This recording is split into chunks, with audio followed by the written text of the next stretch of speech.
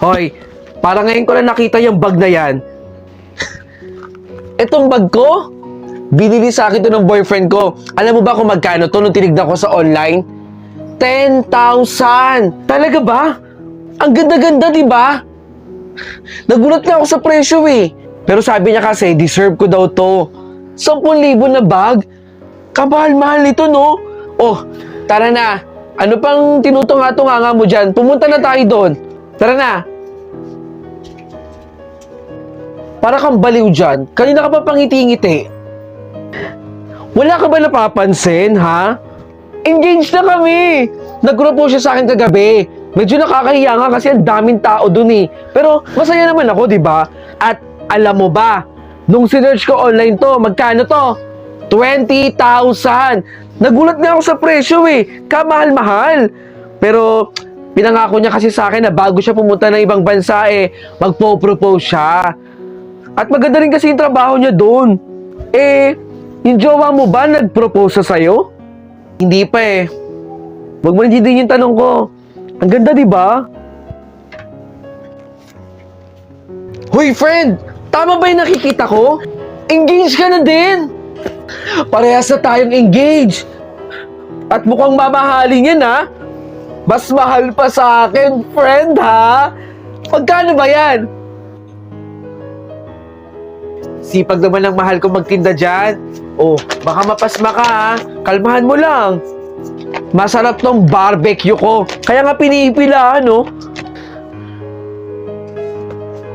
Mahal, will you marry me? Yes!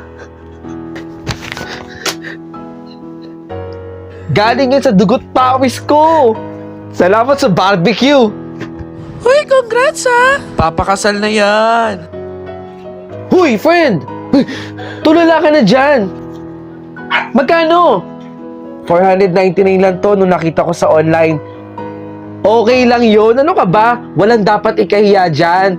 At least, galing sa puso ng jowa mo, di ba? At alam naman natin na iba-iba tayo ng estado ng buhay. Congratulations ulit, friend, ha?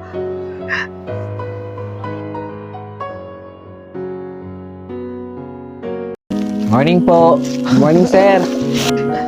Tignan mo si De La Cruz. Yung gamit niyang bag plastic. De La Cruz! Tara saglit! Bakit, T. Guzman? Ba't naman ganito ang gamit mong bag? Yung mga gamit mo nasa plastic bag. Tignan niyo, oh. Yung bag na ginagamit ni De La Cruz. Plastic! T. Guzman, tama na please. Maawa ka naman sa akin, oh. Kawawa ka naman. Wala ka pambili. Tara na.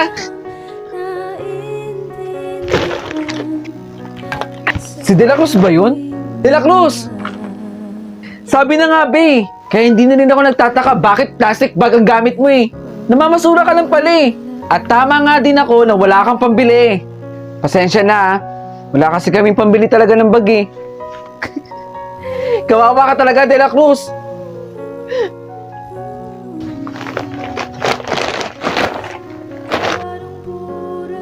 Ayun si De La Cruz, oh. Pagtripan natin.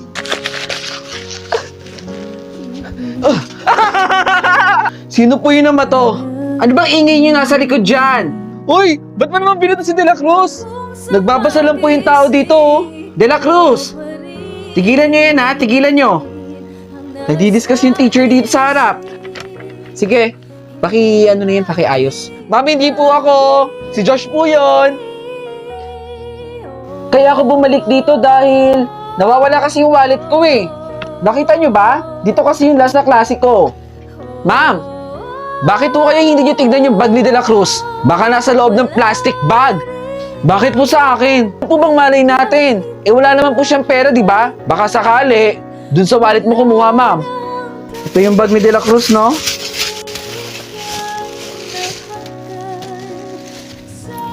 De La Cruz, paano napunta yung wallet ko sa bag mo? O di ba? Ano ba sabi ko sa inyo? Si De La Cruz po yun. Hindi po ako magnanakaw, ma'am, at hindi ko po magagawa sa inyo yun. Ayun yung bag ni ma'am.